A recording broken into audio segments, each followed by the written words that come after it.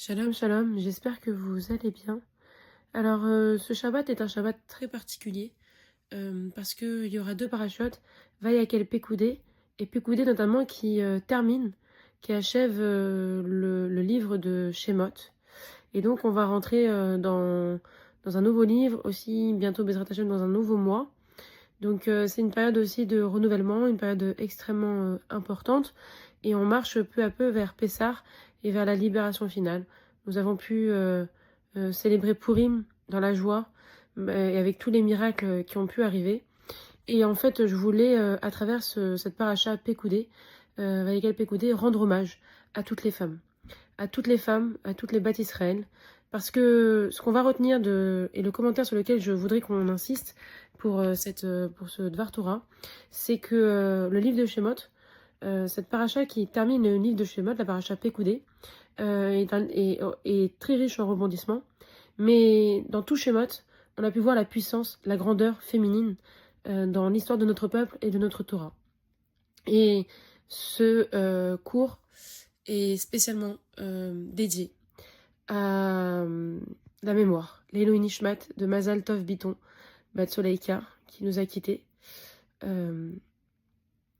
Et dont le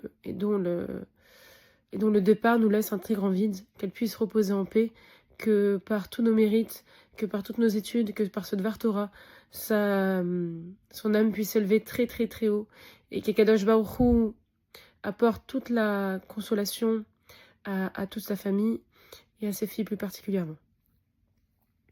Je dédie ce cours également à la Refoua Shelema de Félix Raïm Ben Leb, Sylvain Yehoshua Ben Julie, Bouli Avram Ben Rosa, Yosef Bachana, Yael Bat Esther, Fortuné Bat Ramsa, Yerovain Ishai Bar Mercedes, Shoshana Bat Oreida, Simcha Luna Bat Hana, Luna Bat Simcha, Yentel Vered Bat Shoshana, Shagal Bat Esther, Simcha Bat Rachel, David Ben Rachel, Viviane Bat Emma, Hubert Abraham Ben Esther, Chai Ben Raphaël Yehuda, Simon Esther Lévi, Doli Hana Perez, Rachel Bat Phoebe, Lelou Nishmat pour Gabriel Berda, Sylvie Elise Vidal Barouk Bat Sarah, Chaim Doyen Bar Madeleine, Daniel Kayam, Lydia Mesaouda Bat Esther, Avraham Ben David, Félix Bar Nissim Virginie, Aaron Shmuel Ben Shimon Befreida, Marcel Léa Bat Mesaouda, Rav Yosef Aloul Ben David, Shlomo Alevi, Chaya Janine Hana Bat Esther, Sacha David Chaim Bar Ruth Avraham, Shanik Luke Bat Rivka Venissim, Ivan Mesaouda Bat Josephine Flecha,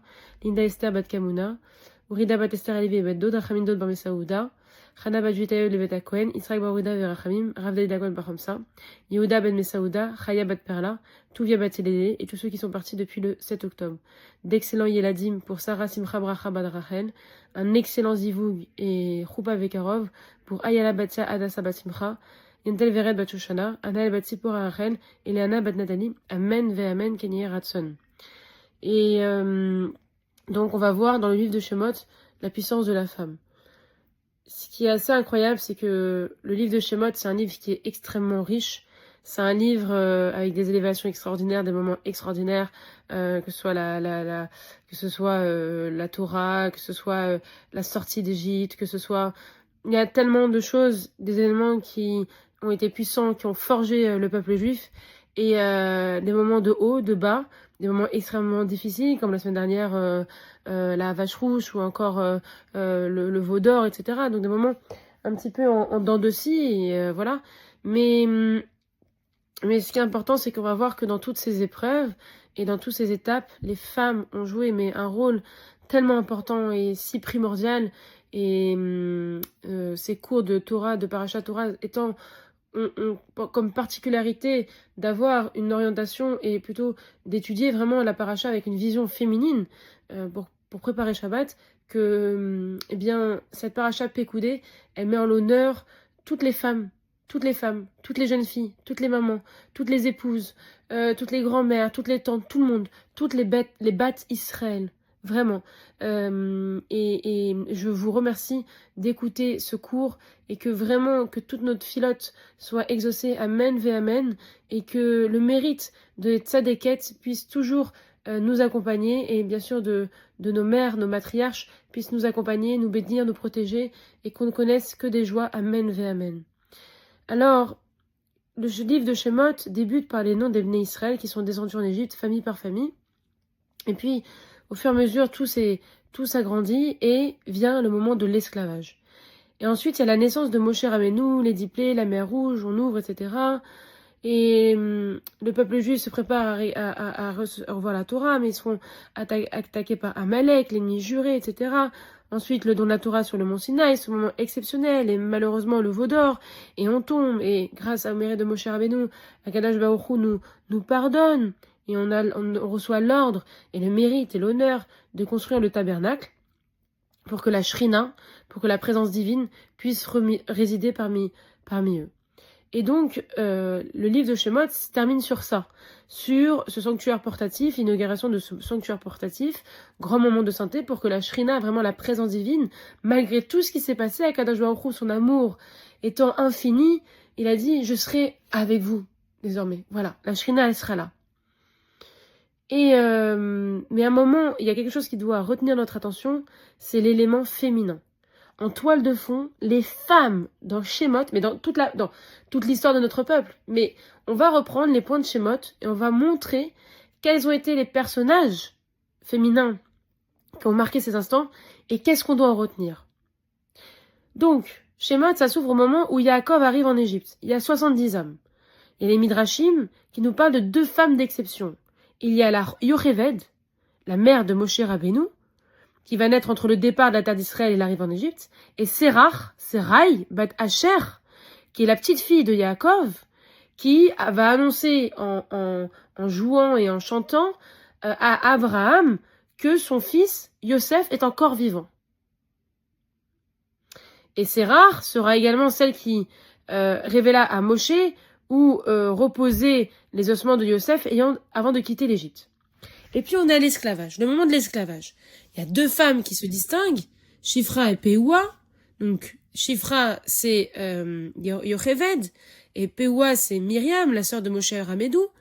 Et ces 2 femmes vont sauver les bébés de la mort décrétée par Pharaon. Et elles ne vont pas suivre ce que disent ce monstre de Pharaon, ce despote. Et Akadosh Baruch Hu va les récompenser en faisant sortir d'elles les plus grandes lignées d'Israël. Puisque les Lévi'im, la prêtrise de la tribu des Lévi'im, sont issus de Yocheved, et la royauté est issue de Myriam. Et puis Myriam, on sait très bien que elle va convaincre ses parents, Amram et Yocheved, de se remarier. Parce qu'à un moment donné, on avait dit qu'il ne fallait plus faire d'enfants, etc. Alors, on avait décrété que tout le monde devait divorcer. Mais Myriam, elle a dit à ses parents, mais tu vas pas suivre ce que dit Pharaon. Parce que si tu suis ce que dit Pharaon, c'est la fin de notre vie, c'est la fin de notre peuple, on pourra plus faire d'enfants. Alors finalement, Yocheved et Amram vont se remarier ensemble. Et elle dit, il faut avoir la émouna, il faut pas craindre ce que, même si c'est contre nous, Akadosh Baruch Hu, il nous accompagne, Akadosh Baruch Hu, il est avec nous. Ce qui est assez incroyable. Et puis, tous les hommes vont faire ça. Et puis, quand Moshe est né, Myriam et Yocheved vont placer cet enfant pour échapper au bourreau. Et on sait très bien la suite. Ça va devenir le grand prince d'Égypte. Et il va nous faire sortir d'Égypte. Baruch Hashem. Et puis, on a aussi Bathia, la fille du pharaon, qui va décider de ce jour-là de s'attacher au peuple juif en récupérant ce bébé qui était sur le panier dans le Nil. Et c'est elle qui va nommer Moshe. Hein donc c'est assez incroyable. Et puis on sait que Moshe grandit et Moshe épousera Tzipora, la fille de Yitro. Et la Torah parle très brièvement de l'épouse du plus grand prophète ayant existé, parce que Moshe et Tzipora étaient l'exemple même de la résilience, de l'amour, du don pour le peuple juif, de l'amour pour Akadosh Baruch Hu. Et la Torah parle très brièvement d'elle, mais elle a tant accepté. Elle a accepté que son mari s'en aille pour pouvoir guider le peuple. Elle a accepté ensuite, lorsque Moshe fut mis en danger en chemin, elle a compris que le retard c'était lié au retard de la circoncision de leur fils. Et donc d'elle-même, de sa propre main, elle va circoncire son fils et sauver la vie de Moshe Rabbeinu. Tzipora est pour moi, enfin, comme je l'ai déjà dit dans plusieurs cours, mon couple est préféré et mes deux personnages préférés, voilà, c'est Moshe et Tzipora, parce qu'ils sont l'exemple même de l'humilité, de la résilience, de l'amour, du don de soi, non pas du sacrifice, mais vraiment du don de soi à Kadosh Baruch Hu, pour le peuple et pour tout le Ham Israël. Et puis, ça ne s'arrête pas là, parce que ces femmes-là, elles ont toujours eu une émouna sans faille. Elles vont même, malgré l'esclavage, elles vont continuer de séduire leur mari en utilisant les miroirs, en se faisant toujours belles, en ayant beaucoup de tendresse, d'espoir, d'affection pour leur mari, pour vraiment permettre à ce que ce peuple puisse se poursuivre et continuer. Et malgré l'oppression, les femmes ont gardé cette force. Et je crois qu'il y a une phrase que j'aime beaucoup: je ne crois pas, mais je sais. Croire, c'est quelque chose, c'est croire en quelque chose qu'on ne voit pas. C'est de savoir qu'il existe quelque chose qu'on ne voit pas, mais on y croit de tout son cœur. Mais savoir, c'est d'avoir cherché la vérité pour prouver que cela existe. Et en fait, ces femmes-là n'avaient pas seulement une émouna pour croire. Elles avaient une émouna parce qu'elles savaient qu'elles se préparaient même. Je vous avais dit qu'elles s'étaient préparées, elles avaient préparé leurs vêtements pour pouvoir sortir d'Égypte, parce qu'elles étaient sûres depuis les 230 ans que Hachem ne les abandonnerait pas et qu'un jour il y aura la Géoula. Alors elles avaient préparé leurs instruments, alors elles avaient préparé leurs plus beaux habits, elles avaient préparé leurs bijoux, parce qu'elles savaient qu'un jour, eh bien, elles sortiraient, et elles ont eu raison, parce qu'elles n'ont jamais eu le désespoir de rester en Égypte et de rester en esclavage. Elles savaient qu'un jour Akadosh Baruch Hu viendrait les libérer, et c'est ce qui s'est passé. Exactement. Et ça, c'est assez incroyable. Vous vous rappelez, quand je vous ai dit, des femmes ont proposé d'offrir le miroir pour la construction du Mishkan, ce fameux miroir qui, quelques années avant, ont pu permettre à notre peuple de continuer de se multiplier, de ne pas tomber dans la faim. Et en fait, ces miroirs qui ont été donnés, on a fait le kior, le bassin qui était destiné à l'ablution des mains et des pieds des Kohanim. Et donc, ces miroirs deviennent un récipient de purification, tellement ils avaient une place chère pour Akadosh Baruch Hu. Et ces miroirs, ils sont extrêmement importants. Et vraiment, Akadosh Baruch Hu leur a donné il y a une sanctification de ces miroirs, quoi. Et on comprend que derrière ce livre de Shemot, il y a ce tracé féminin, ces femmes, ces héroïnes qui ont tout donné, qui n'ont pas voulu aussi après donner leurs bijoux, leurs boucles d'oreilles, n'ont pas voulu donner leurs boucles d'oreilles pour faire le veau d'or, etc. Donc ces femmes-là, elles étaient toujours dans l'allégresse, dans la volonté de louer, de glorifier Akadosh Baruch Hu, et si bien qu'elles ont fait la prière de remerciement. Elles ont dansé, elles ont chanté après avoir traversé la mer Rouge. Leur grandeur est immense, puisque aujourd'hui on chante Shirayam, la sortie d'Égypte, et Hazachar Moshe. Donc c'est assez fort, c'est dire que voilà, le moment où viendra le jour où il faudra remercier Hachem, on est prêt. C'est comme nous, on dit qu'il faut avoir un vêtement, vous savez, on vous dit que comme on a les vêtements de Shabbat, on a les vêtements de Yom Tov, etc., il faut avoir un vêtement spécifique qu'on garde pour l'arrivée de Mashiach, pour la Géoula. Donc je vous invite, mesdames, en même temps de faire les courses de Pessar, d'aller choisir une très belle tenue, parce qu'on sait que Pessar est propice à l'arrivée des Hachem de Mashiach. Amen ve amen. Et puis le Midrash nous dévoile un détail encore plus bouleversant, c'est que les femmes ont participé aussi à la construction du Mishkan, puisqu'elles filaient les poils de chèvre directement sur le dos des os. Le dos des animaux, pardon. Pourquoi ? Parce que la laine qui était encore attachée à l'animal est plus fraîche, plus propre, plus brillante, plus pure. Le fil qui en ressort est beaucoup plus beau, plus solide, plus raffiné.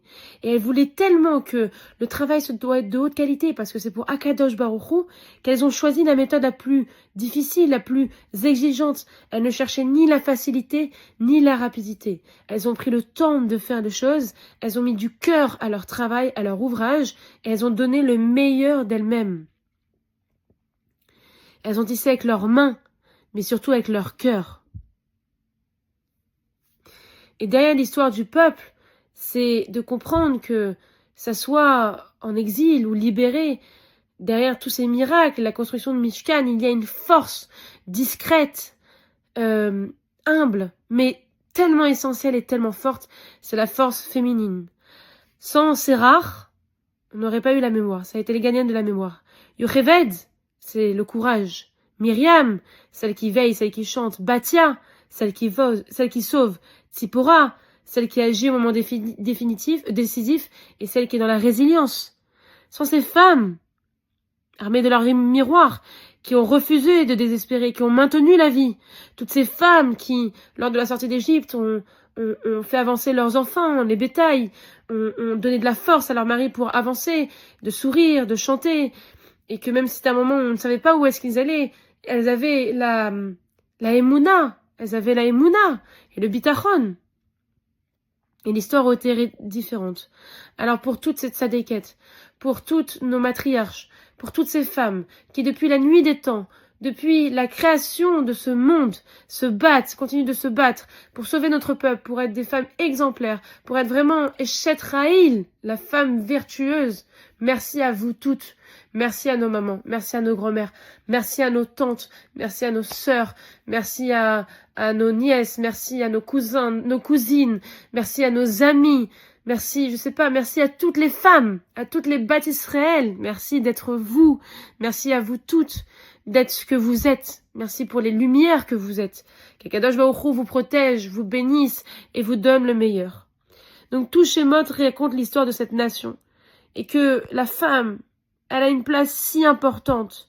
Et à notre niveau, dans nos maisons, dans nos foyers, dans nos familles, dans notre univers, tout ce que l'on fait, chaque élément qu'on prend sur soi, d'allumer les bougies de Shabbat, d'être chomeret Shabbat, de faire les pains de Shabbat, de respecter la pureté familiale, que d'essayer un jour, 2 jours, d'être sniout ou de devenir complètement tsnoua, de rallonger un petit peu sa jupe, de rallonger un petit peu sa manche, de se couvrir la tête un jour, 2 jours, puis un jour peut-être complètement, mais en tout cas de faire un effort jour après jour, l'effort de parler correctement à son mari, l'effort de faire une prière supplémentaire, l'effort de faire un télim, l'effort de dresser des tables extraordinaires, l'effort toujours d'avoir cette douceur, l'effort, tout l'effort, chaque chose que vous prenez sur vous, chaque chose fait que notre foi, nos paroles, nos choix, notre manière d'éduquer, de soutenir, de se battre, de tisser, de faire du bien autour de nous, de pardonner, d'être lié à Kadosh Baruch Hu et de continuer de maintenir nos valeurs, tout ça, comme toutes celles qui nous sont précédées, c'est ce qui fait notre force. Et même dans l'ombre et dans l'humilité, nous participons à la continuité de notre histoire, à la survie de notre peuple, et Bezrat Hashem par toutes nos prières, qu'il y ait Bezrat Hashem, la victoire totale pour tout le Ham Israël, que tout le monde soit en excellente santé, avec des fêtes à venir extraordinaires, que tous nos anges nous protègent, que nos mots ne soient plus, et qu'Hashem nous envoie la Géoula ve Mashiach Bekarov. Shabbat Shalom, que des bonnes choses. Amen ve Amen.